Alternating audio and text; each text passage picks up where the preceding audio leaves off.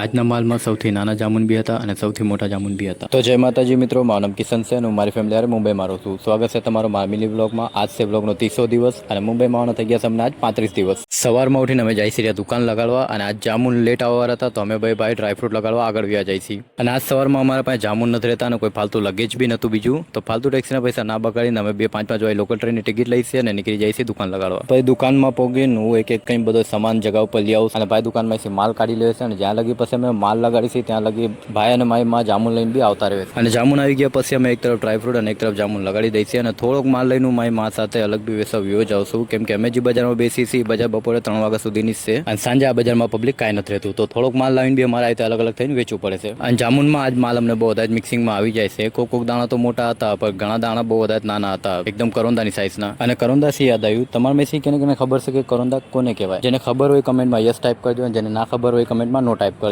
અને જેને લાઈવ કરોંદા જોવા હોય મારા પેજને ફોલો કરી રાખી દેજો, કેમ કે બહુ જલ્દ અમે કરોંદા બી લાવવા વાળા છે. અને પછી મારી માને માલ લગાડીને થોડીક વાર બહીને હું જાઉં કરવા અને રાઉન્ડ અપ કરતો ભાઈ લોકો પાસે બી જાઉં છું તજર મારવા. અને 3 વાગી ગયા હતા, મતલબ અમારું દુકાન બંધ કરવાનો ટાઈમ થઈ ગયો હતો અને પબ્લિક બી ઓલમોસ્ટ બજારમાં ખતમ જ થઈ ગયું હતું, તો અમે ફટાફટ દુકાન બંધ કરી નાખી છે અને સામાન મેકીને નીકળી જાય છે ઘર માટે. અને આજનો વ્લોગ બી અહીંયા જોઈન કરી છે. તમને આ વ્લોગ કેવો લાગ્યો છે કમેન્ટમાં બતાવજો. અગર આ વ્લોગ સારો લાગ્યો હોય તો વિડીયોને લાઈક કરજો અને અગર અમારી લાઈફથી તમે ખુદને જરા બી રિલેટ કરતા હોય તો પેજને ફોલો કરી લેજો અને ચેનલને સબસ્ક્રાઈબ કરજો. મળીએ બીજા વ્લોગમાં. જય માતાજી.